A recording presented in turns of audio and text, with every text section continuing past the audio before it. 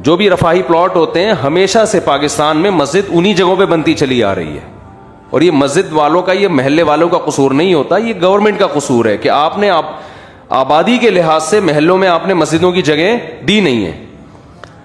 تو پارک بھی لوگوں کے اجتماعی فائدے کے لیے تھا, تو اسی اجتماعی فائدے میں وہاں پبلک نے جب مسجد بنا دی ہے تو پبلک اس پہ راضی ہے کہ ہم پارک سے زیادہ کس کو فوکس کر رہے ہیں, مسجد کو فوکس کر رہے ہیں. کیونکہ پارک میں لوگ 24 گھنٹے میں زیادہ سے زیادہ ایک دفعہ جائیں گے نا, تو لوگوں کو پتا ہے فلاں جگہ پارک ہے, فلاں جگہ گراؤنڈ ہے, وہاں جا سکتے ہیں. مسجد میں کتنی جگہ دفعہ جانا ہے, 5 دفعہ جانا ہے.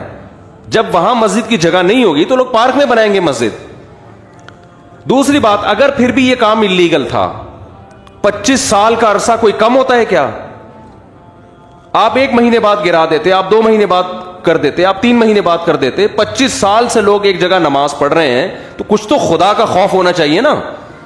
25 سال سے ایک جگہ فجر کی نماز ہو رہی ہے, ظہر کی ہو رہی ہے, عصر کی ہو رہی ہے, مغرب کی ہو رہی ہے, عشاء کی ہو رہی ہے, رمضان میں تراویح ہو رہی ہے, عید بقرعید ہو رہی ہے, وہاں جمعے کی نمازیں ہو رہی ہیں, عید الفطر عید الاضحیٰ کی نمازیں ہو رہی ہیں. 25 سال سے محلے والے وہاں ایک کراؤڈ ہو رہا ہے, بہت بڑا اجتماع ہو رہا ہے. تو یہ دشمنی کس سے ہو رہی ہے؟ سیدھا سیدھا یہ مولویوں سے دشمنی نہیں ہو رہی ہے. ہماری گورنمنٹ اور یہ لوگ اس پہ ہیں کہ مولوی لوگ احتجاج کر رہے ہیں کیونکہ مولویوں کے مفاد پہ زد پڑ رہی ہے. مولویوں کو کچھ بھی نہیں ہو رہا اس سے. ہمارے مفاد پہ کیا زد پڑ رہی ہے؟ کچھ بھی نہیں ہو رہا. ہمیں وہ مسجد رہے نہ رہے, میرا کیا فائدہ اس سے بھائی؟